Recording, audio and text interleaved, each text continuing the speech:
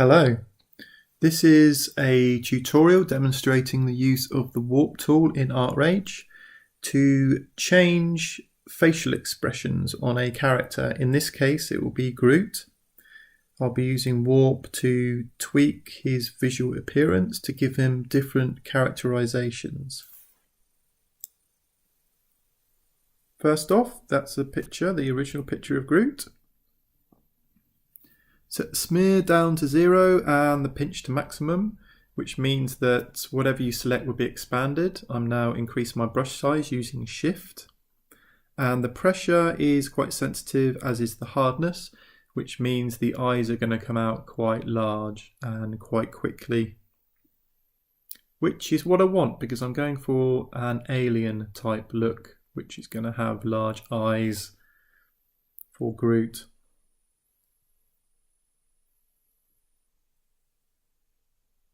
That was an undo there. You can undo only once in warp, but you can use the eraser, as you can see on the dialog on the right. If you select that, you can undo the changes that you've made, or you can just select X and then open up the warp tool again, which will reset everything. As you can see, this is a pinch. It's minus 100%, and as a pinch it will make things smaller. Therefore this is going to look a bit more like an alien, because it's got a smaller mouth and very large eyes. The brush size is pretty large at the moment, and still the pressure and hardness is quite sensitive.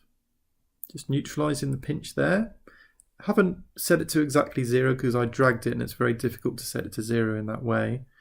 And I wanted to smear a bit to tidy the edges up of the face, because on my original warp things got out of balance slightly. Just tidying a few things up. This is useful and in fact lucky that I'm working on a black background. If I wasn't, then that action I performed would have warped the background as well. And of course this is very much like the liquify tool in Photoshop. As you can see, this is Alien Groot. This is the first expression that I've defined with the ArtRage warp tool. Playing around, as you can see, the paint is just mushed around a bit. Turns it almost into liquid at times, it seems, as when it does it. Still quite sensitive there, as able to move the mouth expression to be cheeky Groot there. And playing around, it really feels like I'm moving paint around and getting some quite cool expressions and basically having quite a lot of fun.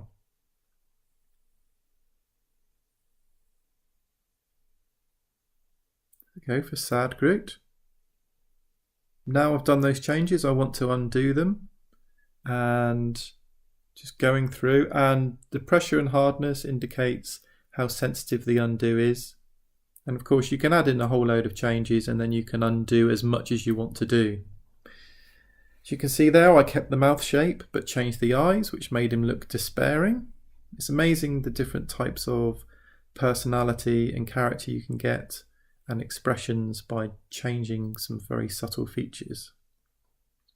Still smearing around at pretty high pressure and hardness at the moment. This enables quite a lot of flexibility in moving things around. Not quite sure what I want to do at the moment. I think I want to make him quite angry. A good way of doing that is to make his brows frown in that way. And using the warp tool, it still preserves some shape and some form when you do it, which is quite cool. As you can see, that is now angry Groot. It looks pretty angry. Now back to erasing again to return to what I originally had. You see there, I was just enlarging the brush size a bit, which is something I do because you can undo large swathes of your changes in that way.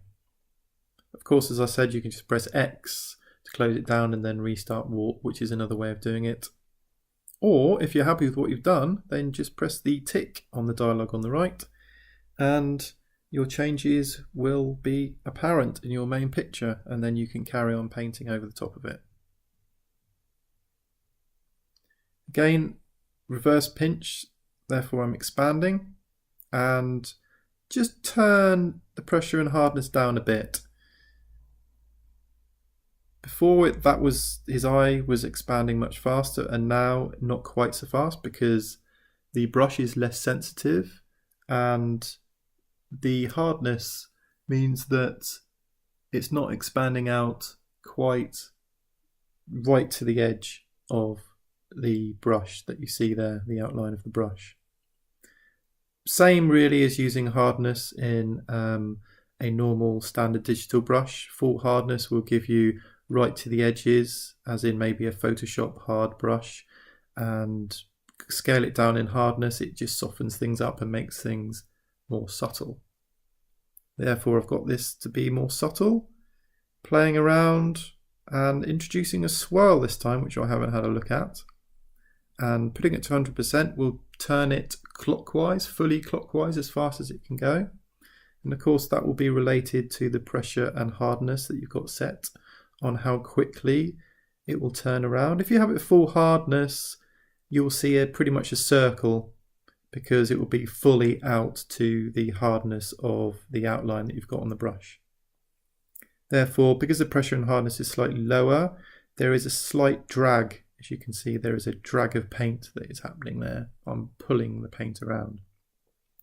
Now I want to smear this one out to give him more of a gurn, and that's what the smear is doing. As you can see, there's a tiny bit, there's a -2 and a -3 on the swirl, and therefore that will be used in combination. It won't be a straightforward smear. And of course you can use those different variables in combination with each other. It's quite difficult to gauge sometimes exactly what's going to happen. Therefore I tend to use one at a time. And here is the way to set it properly to 0. Before I was just dragging to the middle, which is difficult on a high resolution screen to be able to do it really accurately.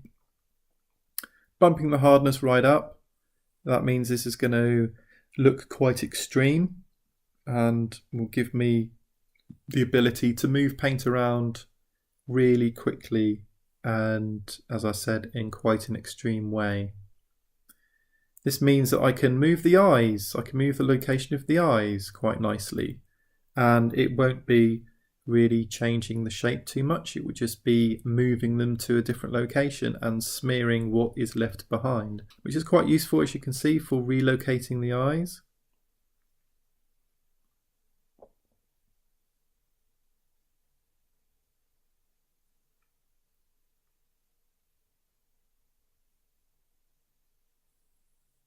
Increasing the pressure, which makes things a bit more sensitive.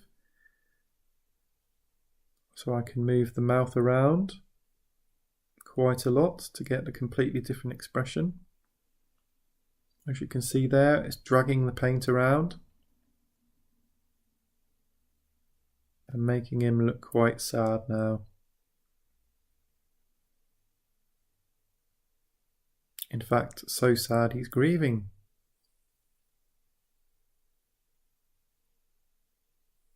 Now reduce the size of my brush, and because the pressure is still set quite high and the hardness is decent, I can really get some dramatic effects with this stoned Groot.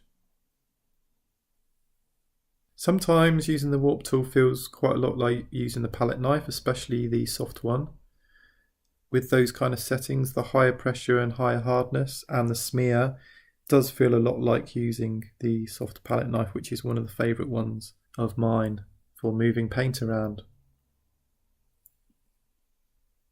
Thought I would start to make him look angry again. Well, maybe not angry, I guess more intense. And again, you can see the power, you can see that I'm able to tweak aspects very subtly and completely change his expression very quickly. And while changing his expression, still maintaining the quality of the overall painting or portrait, whatever it is. Very useful for portraits. This is a very extreme version because obviously it's Groot and it's not like a human being or lifelike or anything. But if you're struggling on portraits Portraits are very difficult in a way that very small changes make massive, massive difference. And if you're not quite getting a likeness of a portrait, the warp tool is great for small tweaks, and it's the accumulation of small tweaks which generally either gives realism or gives the look that you're looking for, or gives a expression that is unique, that seems to work. Still tweaking. Let's speed this up a little bit.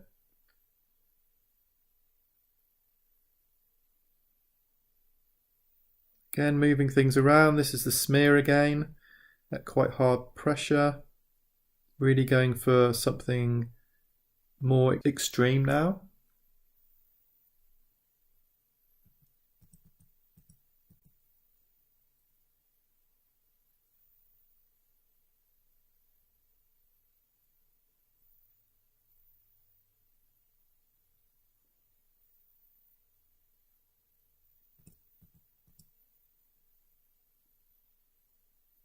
And you can move a lot of these elements quite a long way before the picture starts distorting to a certain level that doesn't quite look natural.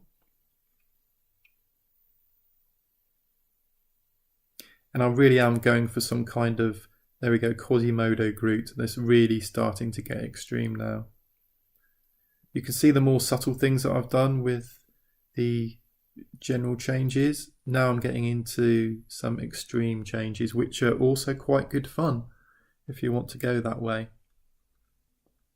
Using the pinch,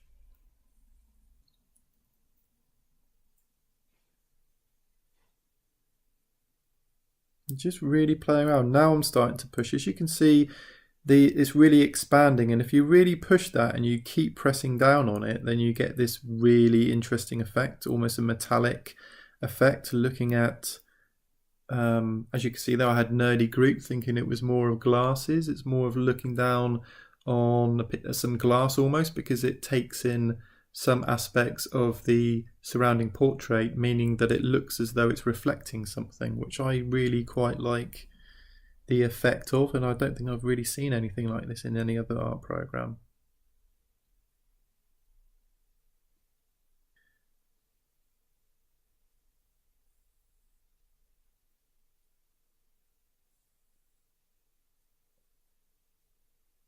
Going for the pinch of the eyes this time rather than expanding them out to get more of an old type feeling and more of an older Groot.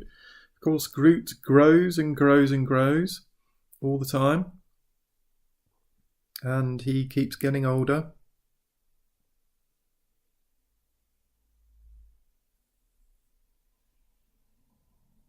Now really start to think in extreme measures. If you keep pressing on the pinch, as you can see the effect that it's having. It's a really drastic effect where it's pulling paint around, but it's also making almost a miniature version of the portrait in isolation in certain parts. And if you keep doing that, you get a whole quite interesting weird mess sometimes. And again, that's very extreme with pressure and hardness set right up, which means that the effect will happen around, you can see it's happening directly around the outline of the brush, and that will give you a clue to what this is doing. There we go. That is the many faces of Groot using the warp tool in ArtRage. You can see there is the whole grid of Groot faces.